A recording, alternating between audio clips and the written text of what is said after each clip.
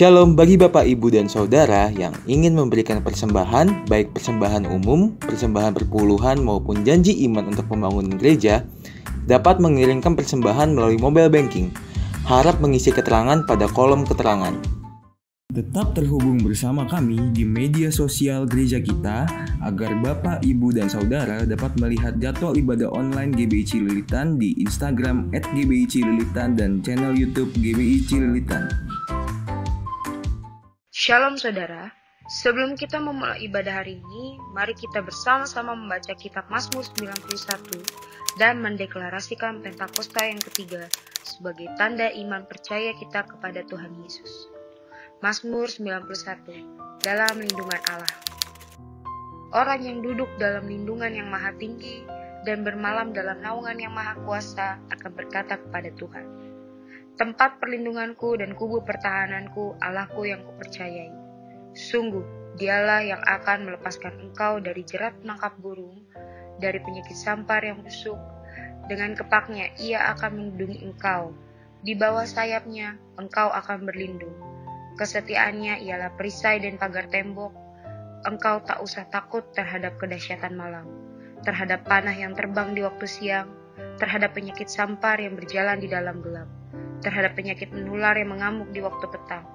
Walau 1,000 orang rebah di sisimu dan 10,000 di sebelah kananmu, tetapi itu tidak akan menimpamu. Engkau hanya menontonnya dengan matamu sendiri dan melihat pembalasan terhadap orang-orang fasik. Sebab Tuhan ialah tempat perlindunganmu, yang maha tinggi telah kau buat tempat perteduhanmu. Malapetaka tidak akan menimpa kamu, dan tulah tidak akan mendekat kepada kemahmu. Sebab malaikat-malaikatnya akan diperintahkannya kepadamu untuk menjaga engkau di segala jalanmu. Mereka akan menantang engkau di atas tangannya, supaya kakimu jangan terantuk kepada batu. Singa dan ular tedung akan engkau langkahi. Engkau akan menginjak anak singa dan ular naga. Sungguh hatinya melekat kepadaku, maka aku akan meluputkannya. Aku akan membentenginya, sebab ia mengenal namaku. Bila ia berseru kepadaku, aku akan menjawab. Aku akan menyertai dia dalam kesesakan. Aku akan meluputkannya dan memuliakannya. Dengan panjang umur akan kukenyangkan dia, dan akan kuperlihatkan kepadanya keselamatan daripadaku. Pentakosta ketiga adalah pencurahan Roh Kudus yang dahsyat di zaman now melebihi yang terjadi di Asus Hastri. Pentakosta ketiga akan mengakibatkan penuaian jiwa yang terbesar dan yang terakhir sebelum Tuhan Yesus datang kembali.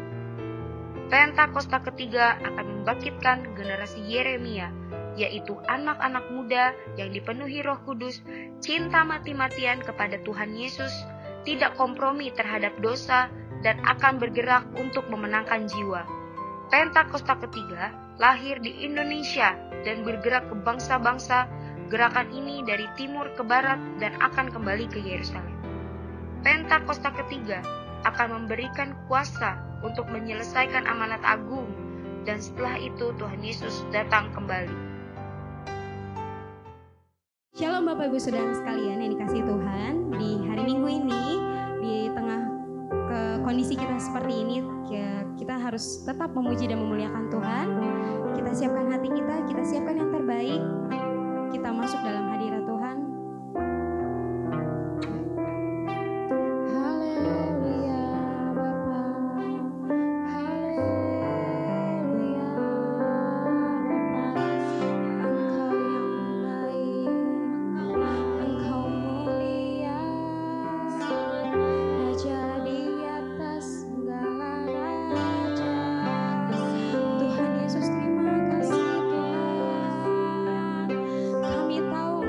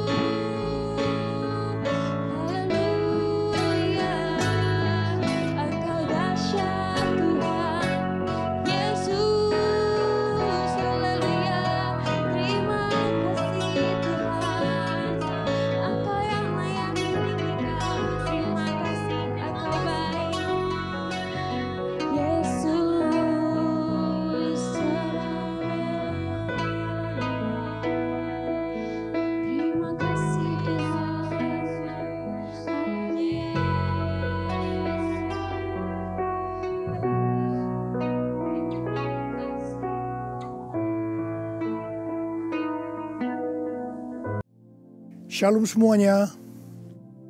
Tuhan Yesus berkata dalam Yohanes 14 ayat 12, Aku berkata kepadamu, sesungguhnya barang siapa percaya kepadaku, ia akan melakukan juga pekerjaan-pekerjaan yang aku lakukan. Bahkan pekerjaan-pekerjaan yang lebih besar daripada itu. Sebab aku pergi kepada Bapa. Di sini Tuhan Yesus berkata bahwa kalau kita percaya kepada Tuhan Yesus, maka setelah Tuhan Yesus naik ke sorga, kita akan melakukan pekerjaan-pekerjaan yang dilakukan oleh Tuhan Yesus. Bahkan pekerjaan-pekerjaan yang lebih besar. Pada waktu Tuhan Yesus berada di bumi ini, Tuhan Yesus melayani di Yerusalem, di Yudea, dan di Samaria. Tetapi setelah Tuhan Yesus naik ke sorga, kita yang percaya bahkan akan melayani sampai ke ujung-ujung bumi. Jumlah mujizat yang dilakukan oleh kita yang percaya jauh lebih banyak dibandingkan dengan yang dilakukan oleh Tuhan Yesus pada waktu itu. Hal ini berarti setelah Tuhan Yesus berada di sorga, Tuhan Yesus menyediakan pengurapan dan berkat double portion kepada kita yang percaya. Double portion bukan hanya berarti 2 kali lipat, tetapi juga berarti berlipat-lipat kali ganda. Amin. Ada berapa banyak di antara saudara yang mau menerima berkat atau pengurapan double portion? Boleh angkat tangan saudara. C.D. Jacobs bernubuat bahwa Pentakosta tahun 2020 tidak sama dengan Pentakosta sebelumnya. Dikatakan bahwa kita sedang memasuki Pentakosta dari Pentakosta, yaitu Pentakosta yang ketiga, di mana ini adalah pencurahan Roh Kudus yang terbesar dan yang terakhir sebelum Tuhan Yesus datang kembali. Untuk itulah Tuhan Yesus memperlengkapi kita dengan pengurapan double portion. Setelah Roh Kudus dicurahkan pada waktu Pentakosta yang pertama, maka salah satu tanda yang terjadi pada waktu itu adalah perubahan paradigma dalam pelayanan. Selama ini, pengertian dari murid-murid Tuhan Yesus adalah bahwa keselamatan hanya untuk orang Yahudi saja. Tetapi dengan adanya peristiwa Cornelius yang bukan orang Yahudi bertobat, dipenuhi dengan Roh Kudus, berbahasa roh, dan menerima baptisan air, maka dengan perdebatan yang cukup panjang, akhirnya dengan kesaksian Petrus, para rasul dan seluruh orang percaya di Yudea dapat menerima bahwa keselamatan bukan hanya untuk orang Yahudi saja, tetapi untuk semua bangsa, termasuk bangsa Indonesia. Dan ini pasti akan menyebabkan perubahan paradigma dalam cara penginjilannya. Demikian pula hal ini terjadi dalam era Pentakosta ketiga ini. Yang jelas dengan adanya pandemi COVID-19 akan terjadi perubahan paradigma dalam pelayanan untuk terjadinya penuaian jiwa yang terbesar dan yang terakhir. Hal yang pertama adalah yang tadinya kita ibadah secara offline, sekarang berubah menjadi ibadah secara online. Tadinya kita beribadah di gedung gereja, kita bersekutu bersama-sama, bisa berjabatan tangan, saling berpelukan, menyatakan kasih kita, melakukan penumpangan tangan. Sekarang sudah tidak bisa lagi. Kita memasuki new normal. Ibadah offline digantikan menjadi ibadah secara online. Terus terang, saya tidak mengerti sepenuhnya dengan adanya perubahan ini.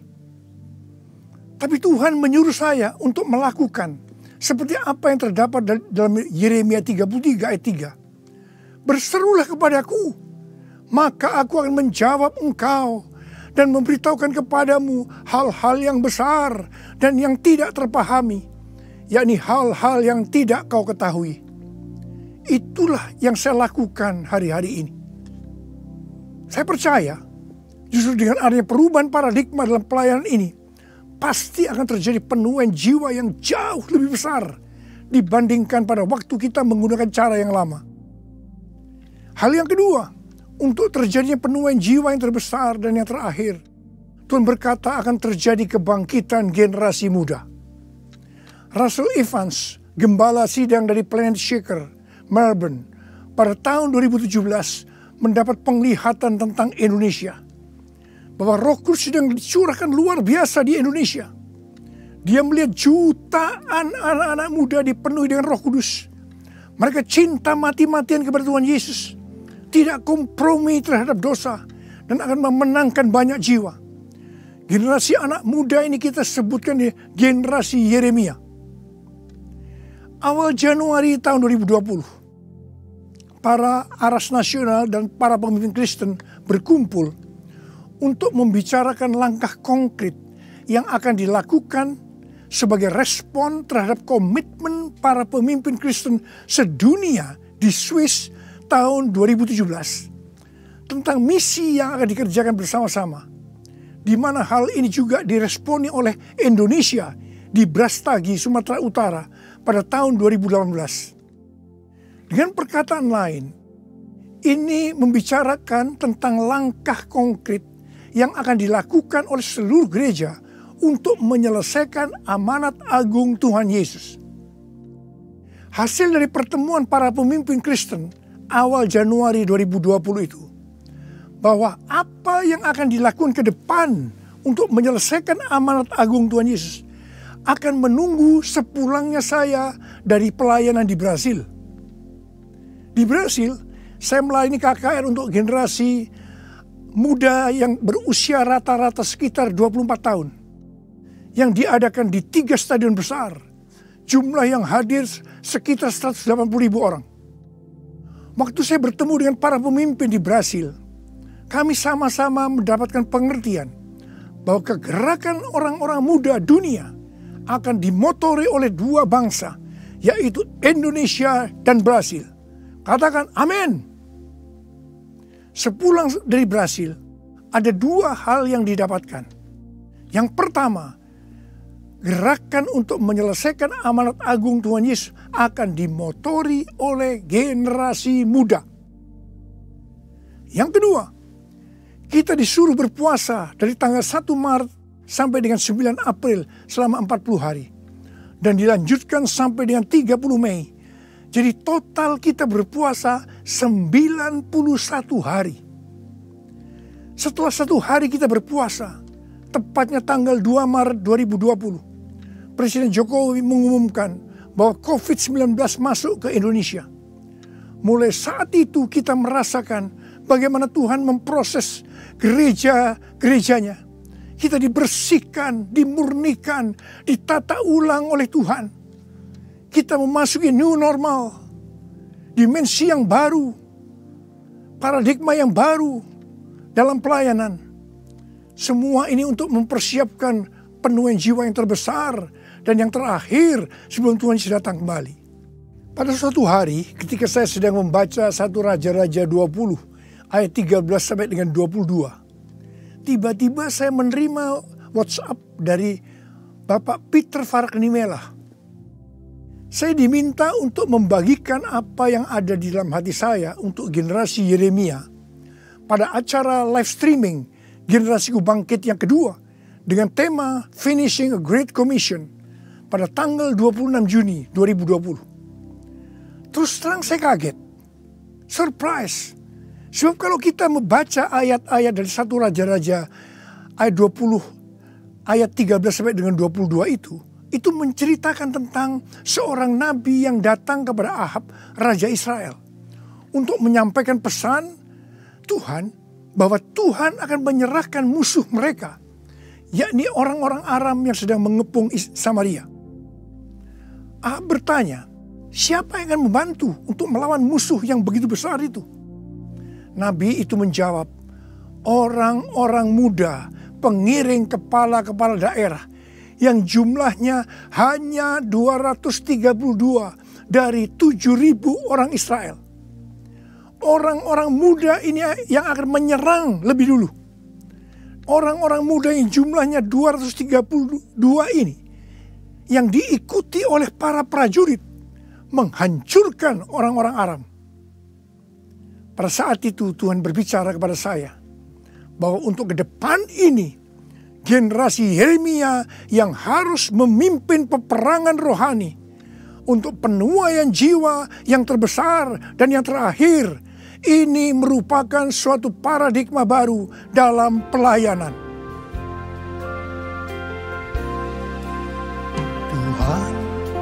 ini aku, jadikanlah ku alatmu untuk memberitakan Injilmu. Tuhan, ini aku, jadikanlah ku hamba-Mu untuk melakukan firman-Mu. Penuhi hidupku dengan Roh-Mu, agar ku jadi saksi-Mu. Pakailah hidupku dan urapilah untuk kemuliaan nama-Mu, untuk kemuliaan nama-Mu, untuk kemuliaan nama-Mu. Menteri Agama memberikan pengarahan dalam pembukaan kembali ibadah secara offline, bahwa anak-anak, lansia, dan orang yang memiliki penyakit bawaan yang berisiko tinggi terhadap COVID-19 dilarang beribadah di gereja. Saya percaya ini bukan suatu kebetulan, tetapi Tuhan sedang berbicara harus ada pergantian generasi. Tuhan seolah-olah memaksa agar generasi lansia mendelegasikan atau menyerahkan tugas mereka kepada generasi muda. Ini merupakan perubahan paradigma dalam pelayanan. Elisa adalah nabi muda yang mewakili generasi muda yang akan dipakai Tuhan untuk tugas yang lebih besar. Pada waktu itu Elia disuruh oleh Tuhan mengurapi Elisa untuk menjadi nabi menggantikan dia. Pertama, Elia melemparkan jubahnya kepada Elisa. Ini berbicara tentang memberikan otoritas menjadi seorang nabi. Yang kedua, Elisa menjadi pelayan Elia. Elia juga menjadi bapak rohani yang mementor Elisa. Elisa sangat setia kepada nabi atasannya, sehingga Elisa dikenal sebagai yang dahulu melayani Elia. Yang ketiga, Elisa terus mengikuti Elia kemanapun dia pergi. Elia ke Gilgal, Betel, Yeriho, Sungai Yordan. Elisa terus mengikuti meskipun dilarang oleh Elia. Waktu menyeberang Sungai Yordan, Elia berkata kepada Elisa, "Mintalah apa yang hendak kulakukan kepadamu sebelum aku terangkat daripadamu." Jawab Elisa, "Biar aku mendapat 2 bagian dari rohmu." Elia berkata, "Yang kau minta ini adalah sukar. Tetapi jika engkau dapat melihat aku terangkat daripadamu, akan terjadilah kepadamu seperti yang demikian. Dan jika tidak, tidak akan terjadi." Ternyata Tuhan mengabulkan permintaan Elisa. Dia melihat waktu Elia diangkat. Elisa mendapat 2 bagian dari roh Elia, double portion. Arti daripada 2 bagian roh Elia atau double portion adalah, yang pertama, Elisa sebagai anak rohani yang sulung dari Elia menerima warisan 2 kali lebih banyak dibandingkan dari anak-anak rohani lainnya. Elisa mohon kepada ayah rohaninya untuk memberikan wibawa seorang nabi yang lebih besar kepadanya, supaya Elisa bisa melanjutkan pelayanan Elia. Yang kedua, dalam hal mujizat, Elia melakukan mujizat sebanyak 7 kali, sedangkan Elisa melakukan 14 kali, di mana 1 kali setelah Elisa meninggal, tulang-tulangnya bisa membangkitkan orang yang mati. Peranan Elisa sebagai nabi terhadap raja-raja Israel lebih banyak dibandingkan Elia.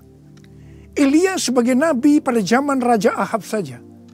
Sedangkan Elisa sebagai nabi dalam zaman Raja Yoram, Yehu, Yoahas, Yoas. Jadi, untuk mendapatkan pengurapan atau berkat double portion, Elisa melakukan hal-hal sebagai berikut. Yang pertama, Elisa menerima jubah Elia, yang artinya mendapatkan otoritas untuk pelayanannya sebagai nabi.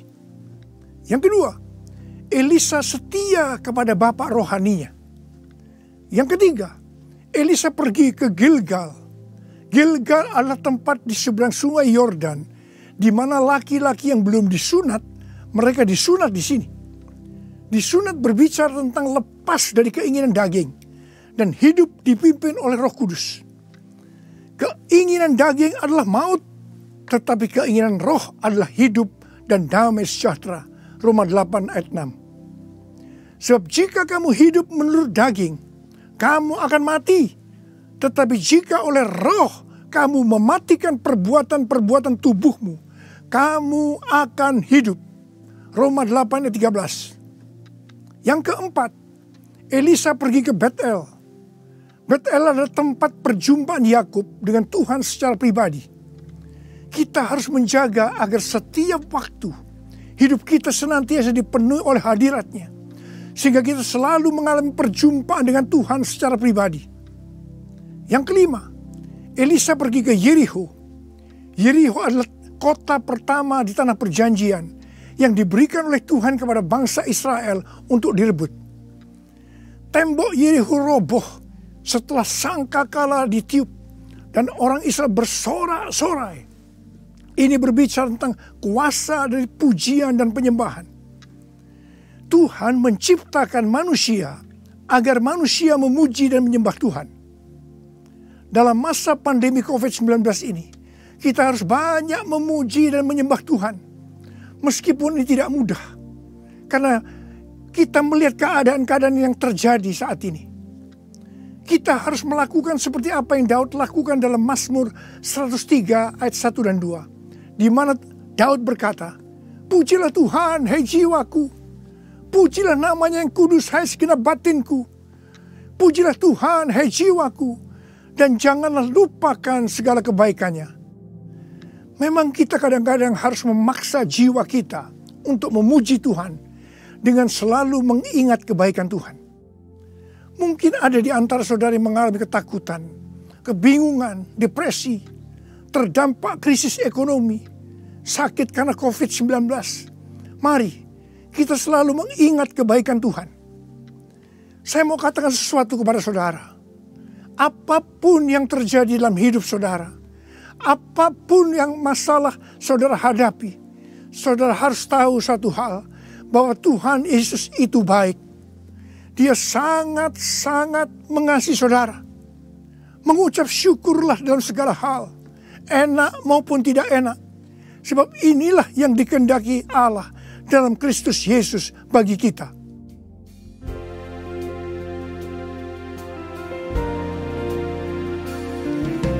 Bapa, Engkau baik. Bapa, Engkau baik. Kau selalu baik kepadaku. Apa ku cinta Kau. Aku memuji-Mu. Aku menyembah-Mu. Ku nyanyi haleluya.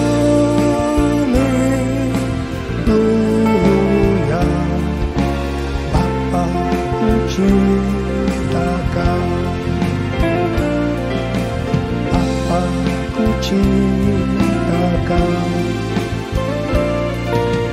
Bapa ku cinta Kau.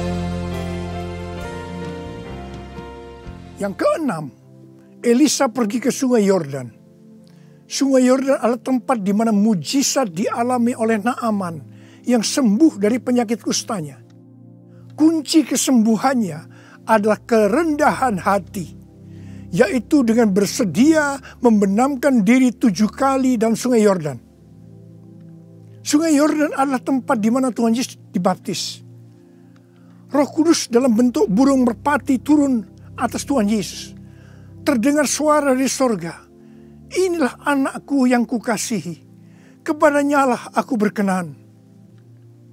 Sungai Yordan adalah tempat di mana kemuliaan Tuhan dinyatakan. Sungai Yordan menjadi kering ketika kaki para imam yang mengangkat tabut Allah masuk ke dalam air. Kemuliaan Tuhan ini terjadi karena mereka percaya dan melakukan kehendak Tuhan meskipun tidak masuk akal. Sekali lagi, saya mau bertanya kepada saudara, ada berapa banyak yang mau menerima pengurapan dan berkat double portion?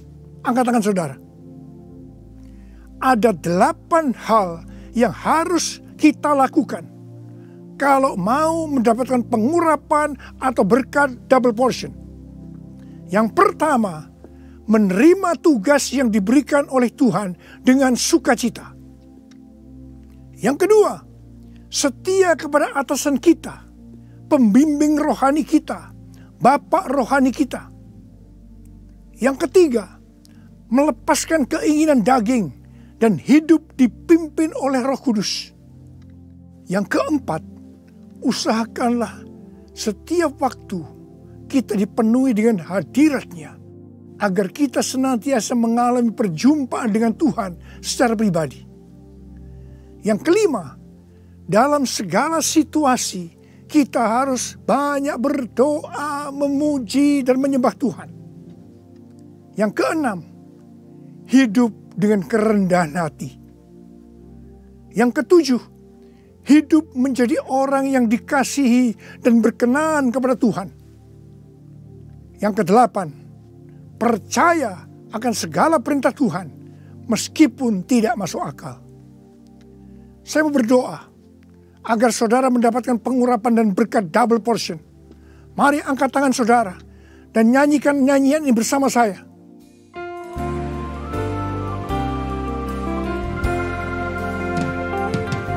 Anointing, follow me. Anointing, follow me. Let the power of the Holy Spirit fall on me. Anointing, fall on me. Anointing, fall on me. Anointing, fall on me. Let the power of the Holy Spirit fall on me. Anointing, fall on me. Anointing, fall on me. Anointing, fall on me. Angkat tangan saudara. Angkat tangan saudara. Mari kita angkat tangan saudara. Urala bala bala bala bala bala bala. Urala bala bala bala. Uria berbahasa roh. Berbahasa roh. Urala bala bala bala bala bala. Uria la la bala bala bala bala bala bala bala. Urala bala bala. Tuhan curahkan pengurapan. Pengurapan double portion. Pengurapan double portion. Berkat double portion. Terima, terima, terima, terima, terima, terima. Urala basikala la bala. Terima, terima, terima. Uria la la bala bala bala bala bala bala bala bala bala. Pakai anak-anakmu Tuhan menjadi alatmu Tuhan. Dengan pengurapan double portion, mereka akan melakukan, menyelesaikan amanat agung Tuhan Yesus. Terima, terima, terima. Urala bala bala bala. Oh, berkati anak-anak, berkati mereka semua Tuhan. Kau menyembuhkan yang sakit. Terima, terima kesembuhan, terima kesembuhan, terima, terima, terima, terima. Diberkati oleh Tuhan. Terima kasih, terima kasih Tuhan. Terima kasih, terima kasih. Dalam nama Yesus. Amin. Mari saudara-saudara, kita akan masuk dalam perjamuan kudus.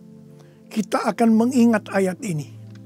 Sebab setiap kali kamu makan roti ini dan minum cawan ini, kamu memberitakan kematian Tuhan sampai Ia datang. Perjamuan kudus adalah perjamuan Tuhan Yesus sendiri. Setiap kali kita masuk dalam perjamuan kudus, Tuhan Yesus selalu berkata, biarlah ini menjadi peringatan akan aku. Karena itu mari arahkan hati saudara kepada kebaikan Tuhan. Kita akan mengingat kebaikan Tuhan. Mari kita tundukkan kepala. Tuhan, siapakah kami sebelum kami mengenal Engkau? Kami semua orang berdosa, upah dosa adalah maut, mati. Tapi Engkau yang tidak berdosa telah dijadikan dosa oleh karena kami semua. Engkau harus turun dari sorga mulia, menjelma menjadi manusia, mati ganti kami dengan penderitaan yang luar biasa. Sungguh kalau kami pikirkan Tuhan betapa baik yang Engkau itu. Kau jadikan kami sebagai anak-anak-Mu. Engkau berkati, Engkau tuntun, Engkau bela, Engkau lindungi, Engkau tegur kalau kami salah. Engkau mengurapi kami, Engkau sembuhkan kami ya Tuhan. Itu Engkau ya Aba. Itu Engkau ya Aba. Tuhan akan memberkati saudara melalui perjamuan kudus. Tapi Tuhan mau kita makan dan minum dengan cara yang benar. Oleh karena itu masing-masing introspeksi. Sudah masing-masing berdoa. Lihat keadaan dirimu masing-masing. Jangan menyimpan dosa. Kalau ada dosa yang selama ini belum diselesaikan dengan Tuhan, dan Tuhan ingatkan saat ini, langsung minta ampun. Minta ampun. Minta ampun. Ampuni saya Tuhan. Ampuni Tuhan. Ampuni ya Tuhan. Tuhan ampuni anak-anak-Mu. Ampuni mereka ya Tuhan. Ampuni. Layakkan kami untuk masuk dalam perjamuan kudus. Terima kasih Bapa. Kami akan masuk dalam perjamuan kudus dengan hati yang penuh ucapan syukur. Dalam nama Yesus yang berdoa. Amin. Sekarang mari angkat roti di tangan kanan saudara tinggi-tinggi. Sebab apa yang telah kuteruskan kepadamu telah aku terima dari Tuhan. Yaitu bahwa Tuhan Yesus pada malam waktu Ia diserahkan mengambil roti. Dan sesudah itu Ia mengucap syukur atasnya. Dia memecah-mecahkannya dan berkata, inilah tubuhku yang diserahkan bagi kamu. Perbuatlah ini menjadi peringatan akan aku. Sudah dikasih Tuhan. Bukankah roti yang kita pecah-pecahkan ini adalah persekutuan kita dengan tubuh Kristus? Mari kita makan dalam nama Yesus.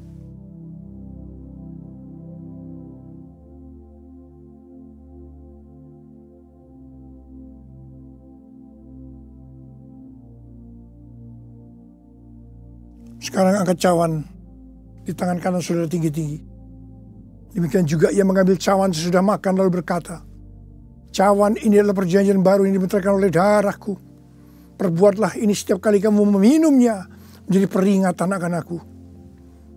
Sudah kasih Tuhan, bukankah cawan pengucapan syukur yang atas kita ucapkan syukur adalah persekutuan kita dengan darah Yesus? Mari kita minum dalam nama Yesus.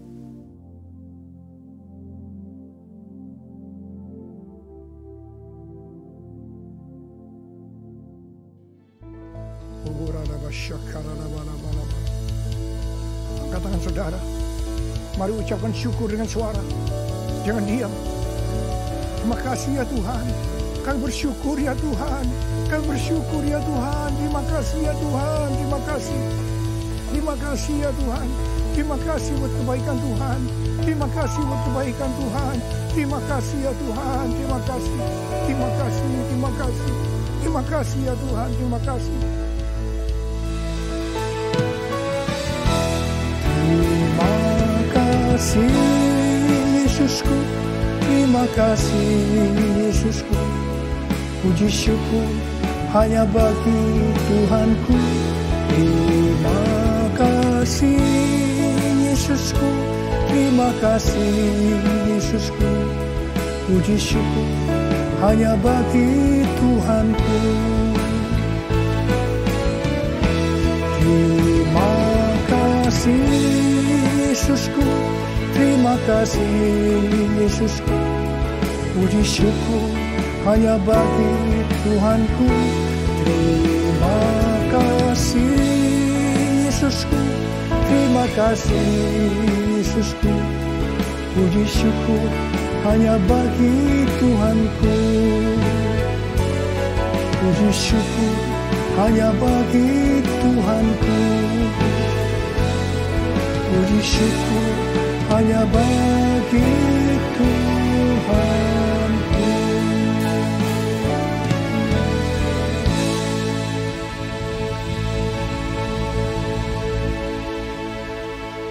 Pulanglah dengan berkat Tuhan.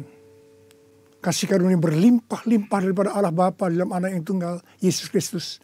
Persekutuan yang manis dengan Roh Kudus menyertai saudara sekalian mulai hari ini sampai Tuhan Yesus datang menjemput kita di awan-awan, dan bahkan sampai selama-lamanya. Yang percaya bersama-sama katakan, amin.